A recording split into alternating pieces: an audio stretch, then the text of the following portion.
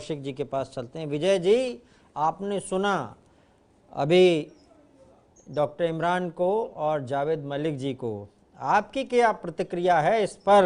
हमने ओवैसी साहब की प्रतिक्रिया भी इसी कार्यक्रम में डिस्कस की थी। उनका कहना है कि छोटा एनआरसी है ये। देखिए, भारतीय जनता पार्टी यानी कि भारतीय घाघ पार्टी एक ऐसी घाघ पार्टी जो अपने तरीके से लोगों को अपने जाल में फंसाती है और उन्हें मजबूर कर देती है। तो भारतीय मुसलमान भी आज इस भारतीय घाघ पार्टी की चाल में फंस चुके हैं। हम्म। यही कारण है कि टीवी चैनलों पर बैठने वाले ज्यादातर मुस्लिम हम्म। सांप छछूंदर वाली स्थिति में बात करते हुए नजर आते हैं। हम्म। देखिए, कांग्रेस पार्टी ये मानती है हम्म। कि किसी भी धार्मिक शिक्षा इनमें का से सरकार इनमें से द्वारा इनमें से आचरण। डॉक्टर इमरान जावेद उस लिस्ट में है कि नहीं, आपकी उस लिस्ट में? देखिए, जो भाषा बोल रहे हैं मेरे हिसाब से तो वो भाजपा के अनुरूप भाषा बोल रहे हैं हम्म। जो भाजपा चाहती है। इसमें हम्म। गलत क्या बोला, ठीक सिर्फ है। ये बताइए, गलत क्या बोला, सिर्फ ये बताइएगा। नहीं नहीं, मैं गलत और सही की मैं बात ही नहीं कर रहा। पहली बात तो नहीं, ये है। एक शब्द बताइए जो हमने गलत नहीं नहीं, बोला हो। सिर्फ एक अरे शब्द भाई बता साहब दीजिए जो हमने गलत बोला। अरे अरे नहीं ना, तो आप गलत जावेद बोलते जी, हैं ना एक बार मोदी जी गलत विजय बोलते जी हैं। को कंप्लीट करने देते हैं, आप फिर करते हैं जरा वाद विवाद। जी विजय जी, कंप्लीट कीजिए। देखिए, सबसे बड़ी बात क्या है कि भाजपा ने एक सर्वे शुरू किया। हम्म।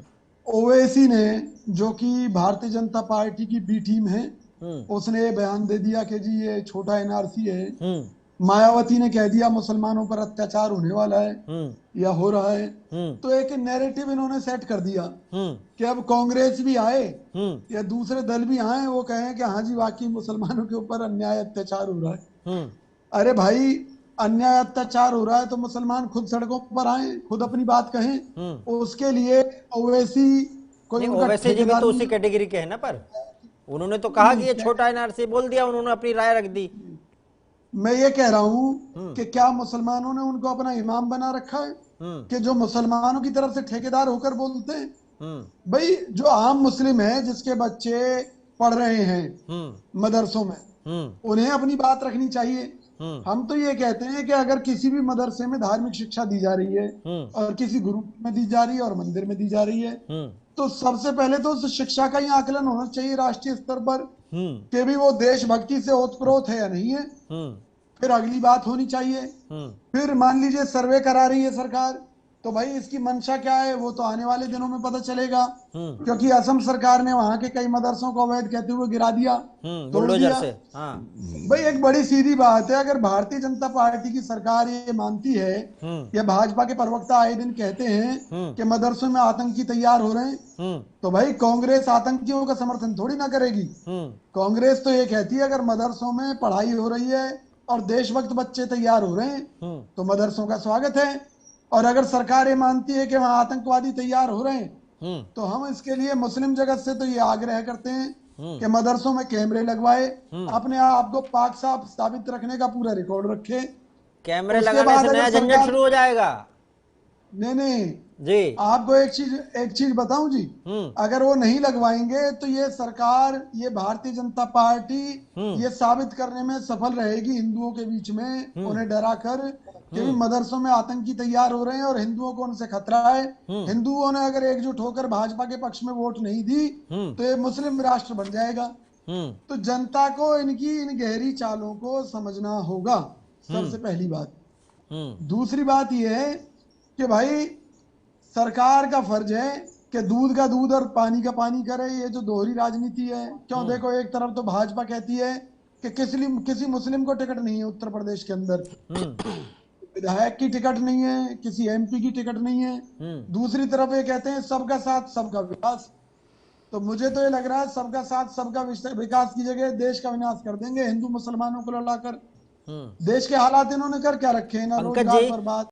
जी विजय जी, आप उंगली उठा रहे थे, आप कमेंट कंप्लीट कीजिए, फिर हम दूसरे विषय पर मुड़ते हैं। आप ही से संबंधित विषय है, पदयात्रा जो चल रही है उससे पहले इस पे आप कमेंट कर दीजिए। आपका, आप उंगली उठा रहे थे जी विजय जी।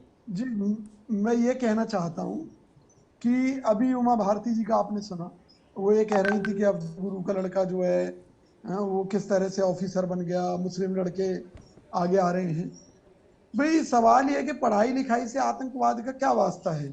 अगर हम इस चीज को देखें तो जो ओसामा बिन लादेन था, तमाम तरह की उसके पास डिग्रियां थी, तो आतंकवादी तो एक अनपढ़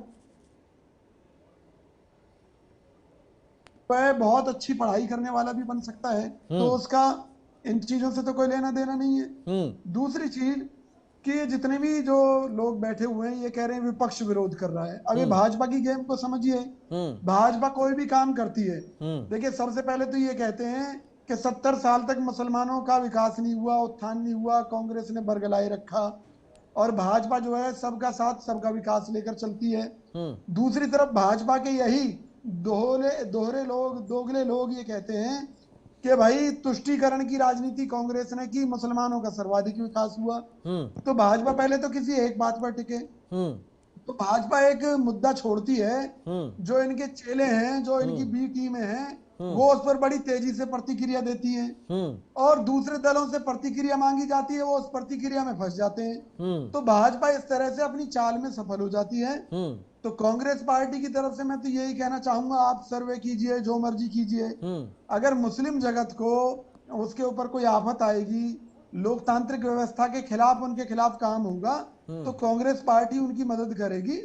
अन्यथा हमारे इन मामलों से क्या लेना देना है, कानून का मामला, राज्यों का जावेद जी मामला से है, ले लेते हैं। जावेद जी, वहाँ की कानून व्यवस्था जावेद का जी मामला।